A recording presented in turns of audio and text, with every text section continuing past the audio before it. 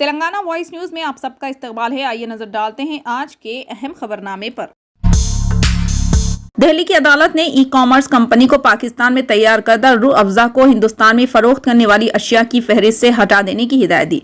अदालत ने अमेज़न को 48 घंटे के अंदर रूह अफ़ज़ा को अपनी फहरिस्त से हटाने का हुक्म दिया। अदालत ने कहा कि ई कॉमर्स कंपनी ने रूह अफ़ज़ा के नाम से एक मुमासिल प्रोडक्ट को अपनी रिटेल अशिया की फहरिस्त में शामिल कर रखा है। हमदर्द नेशनल फाउंडेशन और हमदर्द लेबोरेटरीज इंडिया ने अपनी दरख्वास्त में कहा था कि हमदर्द और रूह अफ़ज़ा के लोगों के हुकूक इनके पास है, लेकिन गुज़िश्ता बरस इन्होंने देखा कि कुछ दीगर इदारे अमेज़न पर रूह अफ़ज़ा फरोख्त कर रहे हैं। दिल्ली हाई कोर्ट ने अपने फैसले में कहा कि रूह अफ़ज़ा एक ऐसा मशरूब है जिसे हिंदुस्तानी अवाम एक सदी से जायद अरसे से इस्तेमाल कर रहे हैं।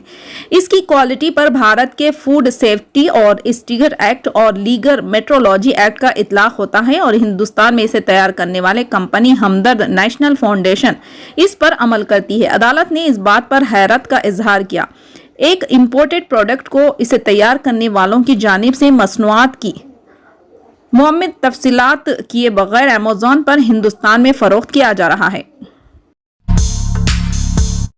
वजीर खारजा डॉक्टर एस शंकर आज से सऊदी अरब का 3 दिन का सरकारी दौरा कर रहे हैं। भारत के वजीर खारजा की हैसियत से ये उनका पहला दौरा होगा।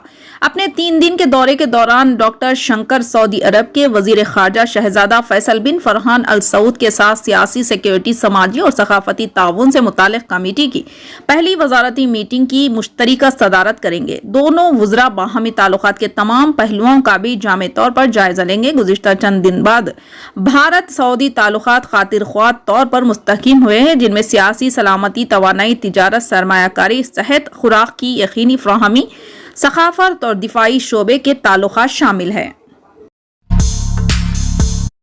मुमलिकत में दिन दहाड़े कत्ल वगैरह जैसी संगीन वारदातें कम ही पेश आती हैं। जुमे के रोज सऊदी अरब के शहर रियाज के एक सड़क पर कत्ल का वाकया सामने आया। एक सऊदी शहरी ने शामी शहरी को कत्ल कर दिया। कातिल को फौरी तौर पर गिरफ्तार कर लिया गया। अल अरबिया नेट के मुताबिक दारुल हुकूमत की एक सड़क पर शामी बाशिंदे पर हमले की तस्वीरें सोशल मीडिया पर वायरल हो गई, जिसमें देखा जा सकता है कि एक शहरी राहगीरों के सामने सड़क पर एक शामी शहरी पर छुरी से हमला कर रहा है। इब्तदाई तहकीकात के मुताबिक शामी शहरी और सऊदी शहरी के दरमियान इख्तिलाफात चल रहे थे।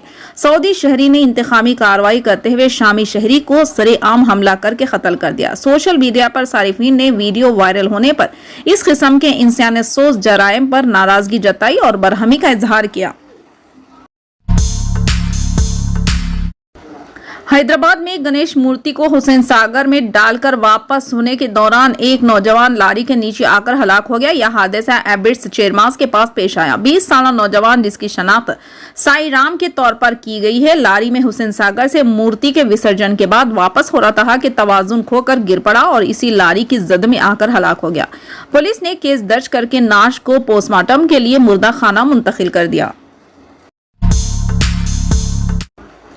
गणेश मूर्तियों के विसर्जन के लिए जाने के दौरान मकान में बड़े पैमाने पर चोरी की वारदात पेश आई। ये वारदात तेलंगाना के नागर कर्नूल जिले के कलवाकुर्ती में कल शब पेश आया।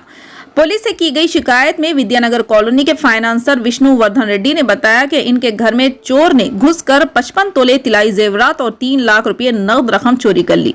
इन्होंने कहा कि गणेश मूर्तियों के विसर्जन के बाद वापसी पर घर के ताले टूटे हुए थे और घर का सामान बिखरा पड़ा था। पुलिस ने इस सिलसिले में एक मामला दर्ज कर लिया।